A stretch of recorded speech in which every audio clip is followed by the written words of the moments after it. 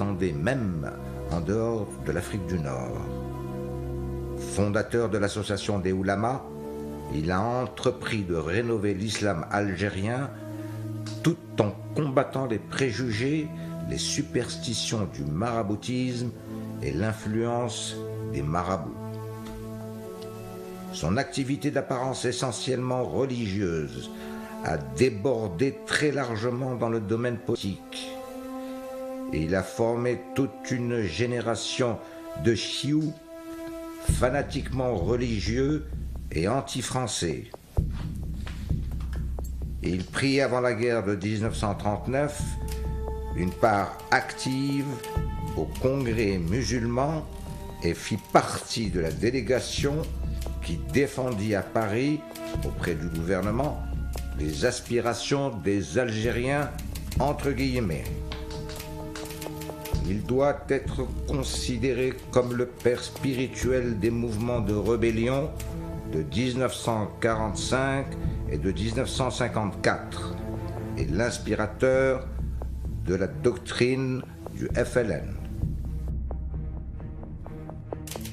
À mon avis, on ne peut certainement pas dissocier l'histoire du mouvement réformiste des oulémas algériens du parcours social, religieux et politique du cheikh Abdelhamid Ben Badis d'une part et les événements qui se sont déclenchés le 1er jour de novembre 1954 d'autre part.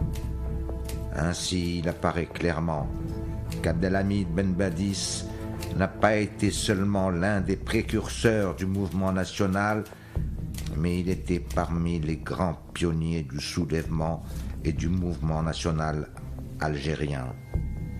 Il a réussi à nous embrouiller durant plus de 25 années.